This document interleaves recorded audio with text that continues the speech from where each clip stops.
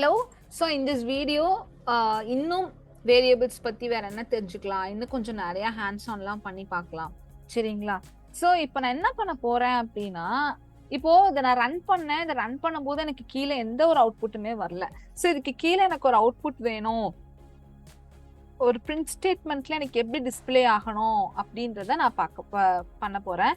So num1 is equal to, இது நான் just copy பண்ணிக்கிறேன். காப்பி பண்ணிட்டு இதை பேஸ்ட் பண்ணிட்டு நான் என்ன பண்றேன், பிரிண்ட் இதுக்குள்ள ஆட் கொடுக்குறேன், இன்னொரு ஸ்டேட்மெண்ட். ஸோ ஃபர்ஸ்ட் இதை ரன் பண்ணி பார்த்துடலாம், எப்படி வேலை செய்யுதுன்னு பார்த்துடலாம். ஸோ இதை ரன் பண்ணி பார்த்தோம் அப்படின்னா நம்மளுக்கு இது மட்டும்தாங்க எக்ஸிக்யூட் ஆகுது. அதுவும் டபுள் கொட்டேஷன்ல என்ன கொடுத்துருக்கேனோ அது மட்டும்தான் எக்ஸிக்யூட் ஆகுது. கரெக்டுங்களா? இப்போ திரும்ப அதை காப்பி பண்ணி இங்க பேஸ்ட் பண்ணிடுறேன். ஸோ பேஸ்ட் பண்ணதுக்கு அப்புறம் இப்போ இந்த இடத்துல பிரிண்ட் ஆட் அப்படின்னு கொடுக்குறேன். ஸோ இதை நான் டக்குன்னு ரன் பண்ற மாதிரி எனக்கு இப்போ ஐடியா இல்லை. ஃபர்ஸ்ட் நம்ம மேனுவலா நம்ம இதை ரன் பண்ணி பார்க்கலாம். நம்மளே இது எப்படி ஒர்க் ஆகுதுன்னு சொல்லி ரன் பண்ணி பார்த்ததுக்கு அப்புறமா நம்ம கிராஸ் செக் பண்ணிக்கலாம். ஸோ எப்பயுமே அஸ் அ ப்ரோக்ராமரா நான் உங்ககிட்ட நிறைய டிப்ஸ்லாம் ஷேர் பண்ண போறேன். இதுல ஃபர்ஸ்ட் டிப் வந்து என்னன்னா, நீங்க ஒரு லாஜிக் எழுதுறீங்க அப்படின்னா அந்த லாஜிக்கோட பெர்ஃபார்மன்ஸ் நீங்க ரன் பண்றதுக்கு முன்னாடியே இதுல எக்ஸிக்யூட் பண்ணி பார்த்துடணும். எப்படி எக்ஸிக்யூட் பண்ணி பாக்குறேன்னு பாருங்க. ஸோ இதுல ஃபர்ஸ்ட் தம்ப் ரூல் வந்து ப்ரோக்ராம் வந்து லைன் பை லைன் தாங்க எக்ஸிக்யூட் ஆகும். லைன் பை லைன் தான் எக்ஸிக்யூட் ஆகும், அதை நீங்க மறந்துடக்கூடாது. எப்ப இந்த பர்டிகுலர் செல்ல நான் ரன் பண்றேனோ அப்போ இந்த லைன் எக்ஸிக்யூட் ஆகும். அப்ப 10 அப்படின்றது இந்த num1ல போய் சேவ் ஆகும், 30 அப்படின்றது num2ல போய் சேவ் ஆகும். ஸோ நான் ஆல்ரெடி சொன்ன மாதிரி ரைட் ஹேண்ட் சைட்ல ஏதாவது அது ஒரு வேரியபிளை ரெகனைஸ் பண்ணுச்சுன்னா அந்த வேரியபிள் மெமரி ஸ்பேஸ்ல போய் இருக்கான்னு பார்க்கும். ஸோ மெமரியில தான் ஆல்ரெடி num1க்கு 10 சேவ் ஆயிருக்குல்ல, ஸோ அதை போய் ஃபெச் பண்ணி இங்க 10 போட்டுரும். num2ல தான் நம்மளுக்கு 30 சேவ் ஆயிருக்குல்ல, அதுக்கு பதிலா 13 போட்டுரும். இப்போ இது ரெண்டுமே நியூமரிக்கல் இருக்கிறதுனால ஆட் ஆகி 40, அந்த 40ய இந்த ஆட்ல போட்டுரும். ஸோ இப்போ இந்த ஸ்டேட்மெண்ட் ரன் ஆகி முடிஞ்சிருச்சு. இந்த 3 லைனுமே ரன் ஆகி முடிஞ்சிருச்சு. இப்போ 4th லைன் பாத்தீங்கன்னா we have add over here. So இதுல டபுள் கொட்டேஷன், டபுள் பிரிண்டோட டபுள் கொட்டேஷன் பார்த்தாலே நம்ம பிரெயினுக்கு ஸ்ட்ரைக் ஆக வேண்டியது என்னன்னு நான் உங்களுக்கு சொல்லியிருக்கேன். இதுக்குள்ள என்ன இருக்கோ அது அப்படியே டிஸ்பிளே ஆகணும் அப்படின்னு சொல்லிட்டு. ஸோ இப்போ இது டிஸ்பிளே ஆச்சு அப்படின்னா இது எதுவுமே நம்மளுக்கு டிஸ்பிளே ஆகாது.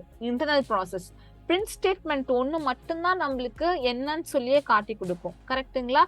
அப்போ ஆட நான் இங்க கொடுத்துட்டேன்னா அதுவும் டபுள் கொட்டேஷன்ல இருக்கிறதுனால எனக்கு அது அப்படியே தான் எக்ஸிக்யூட் ஆகும். சரிங்களா?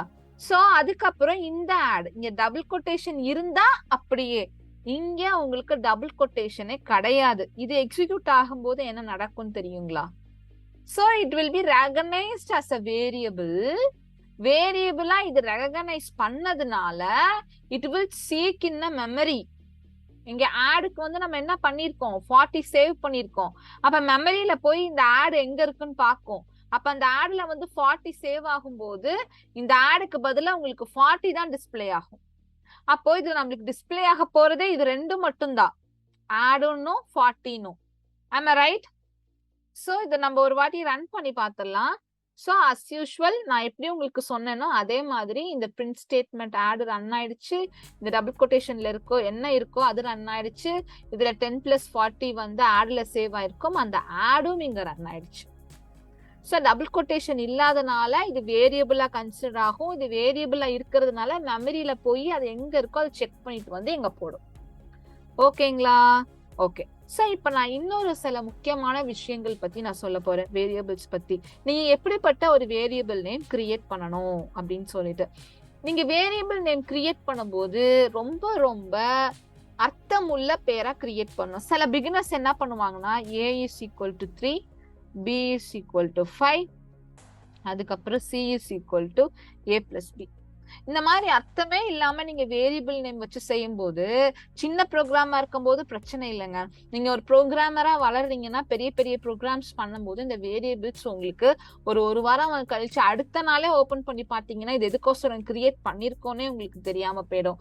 அப்ப அதனால எப்பவுமே நீங்க அர்த்தமுள்ள வேரியபிள்ஸ் நேமா எடுக்கணும். For example num1 is equal to 40. இது number 2. இது வந்து 50. இப்ப நான் அடிஷன் பெர்ஃபார்ம் பண்ண போறீங்களா? Addition num1 plus num2.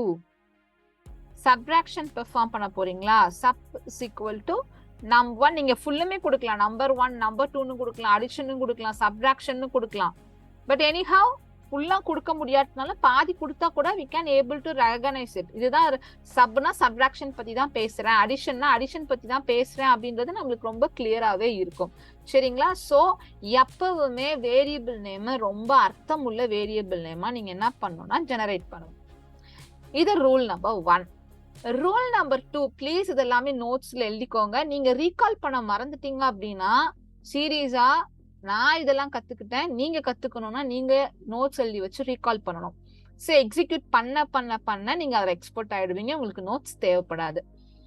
சரிங்களா? சோ நான் இந்த ஃபீல்டுக்குள்ள வந்து 6 வருஷம் ஆச்சு. உங்களுக்காக புரியணும் அப்படின்றதுக்காக தான் நான் உங்களுக்கு பிபிடியே பண்றேன். அதுல தியரி கூட இருக்காது என்னோட பிபிடிஸ்ல. சோ இது எப்படி பாசிபிள்னா நான் உங்களுக்கு என்னென்ன டெக்னிக்ஸ் எல்லாம் சொல்லி கொடுக்குறேனோ அதுபடிதான் நான் வளர்ந்துட்டு வந்தேன். அதனாலதான் உங்களுக்கும் நான் சொல்லி கொடுக்குறேன். ஃபாலோ பண்ணீங்கன்னா நீங்களும் என்ன மாதிரி எக்ஸ்பர்ட் ஆயிடலாம். எந்த ஒரு நோட்ஸுமே இல்லாம எல்லாமே சொல்லி கொடுக்கலாம், புரிஞ்சுக்கலாம், நிறைய ப்ராஜெக்ட்ஸ் செய்யலாம். சரிங்களா? இது ஒரு ரூல். இன்னொரு ரூல் என்னன்னா, இப்போ ஃபார் எக்ஸாம்பிள் ஃபர்ஸ்ட் நேம்னு கிரியேட் பண்ணு நினைக்கிறீங்க.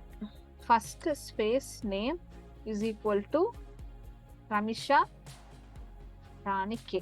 ஸோ பேரு அப்படின்றதுனால ரைட் ஹேண்ட் சைட்ல நம்ம என்ன பண்ண போறோம், இது சிங்கிள் டபுள் கொட்டேஷன்லயோ சிங்கிள் கொட்டேஷன்லயோ கொடுத்துக்கலாம்.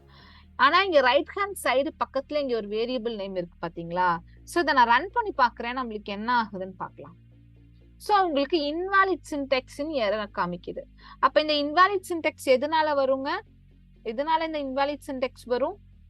வேரியபிள் நேம், இந்த 2 நேம் யூஸ் பண்றீங்கன்னா அது ரெண்டுக்குமே நடுவுல ஸ்பேஸ்ன்ற ஒண்ணு இருக்க கூடாது. இத 2 வார்த்தையும் நீங்க சேர்க்கணும்னு நினைச்சீங்கன்னா ஒண்ணு அண்டர்ஸ்கோர் போட்டு சேர்த்துக்கோங்க. இல்லையா? இப்ப அண்டர்ஸ்கோர் போட்டு இங்க இடத்துல ஸ்பேஸே இல்லாம ஆக்கிட்டேன். இப்ப நம்மளுக்கு இது வந்துருச்சு. இப்ப இன்னொரு வேலை நீங்க என்ன பண்ணலாம் அப்படின்னா, ஃபர்ஸ்ட்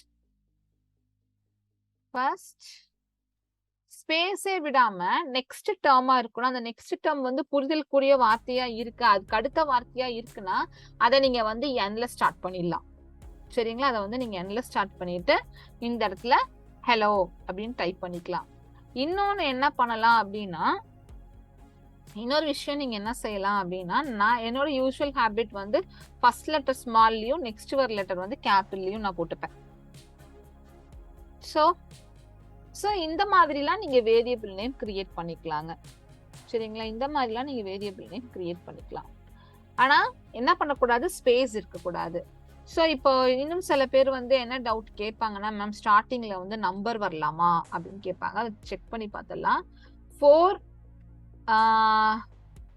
ஃபர்ஸ்ட், சரிங்களா? 4 ஃபர்ஸ்ட்னு போடுறேன். ஃபர்ஸ்ட் ஸ்டார்டிங்ல 4 போட்டு இதுல வந்து நான் வந்து 13 சேவ் பண்றேன். Let's execute. அப்போ இது இன்வாலிட் சின்டெக்ஸ் காட்டுறதுனால நீங்க ஃபர்ஸ்ட் ஸ்டார்டிங்ல நம்பர் வரக்கூடாது, ஆனா அதுக்கப்புறம் நம்பர் வரலாம். இப்ப வந்தா கூட it will be considered as a variable. ஆனா ஸ்டார்டிங்ல உங்களுக்கு என்ன இருக்கக்கூடாதுங்க, நம்பர் இருக்கக்கூடாது. இதெல்லாம் தாங்க நீங்க வேரியபிள் நேம் கிரியேட் பண்றதுக்கான முக்கியமான ரூல்ஸ். இதெல்லாம் பிகினர்ஸ்ல வந்து ரொம்ப ரொம்ப மிஸ்டேக் பண்ணுவாங்க. சோ அதெல்லாம் உங்களுக்கு இப்பயே நான் சொல்லிடுறேன், இந்த மிஸ்டேக் நீங்க பண்ணக்கூடாது. வேரியபிள் நேம்க்கு நடுவுல ஸ்பேஸ் விடக்கூடாது. அதுக்கு பதிலா நீங்க ப்ராப்பரா இந்த மாதிரி ஒரு மெத்தடாலஜி வந்து நீங்க ஃபாலோ பண்ணிக்கலாம். அதே மாதிரி ஸ்டார்டிங்ல நம்பர்ஸ் வரக்கூடாதுங்க. சரிங்களா? ஓகே. சோ இப்போ இதுல குயிக்கா 2 எரர் பத்தி நம்ம பார்க்க போறோம். நேம் எரர் ஆல்ரெடி சொல்லியிருந்தேன் இல்லையா, அந்த எரர் வந்து பார்க்க போறோம். சரிங்களா? ஓகே. சோ அதை வந்து நான் நெக்ஸ்ட் வீடியோலயே உங்களுக்கு சொல்லி கொடுக்குறேன். So okay, bye. So next வீடியோல பார்க்கலாம்.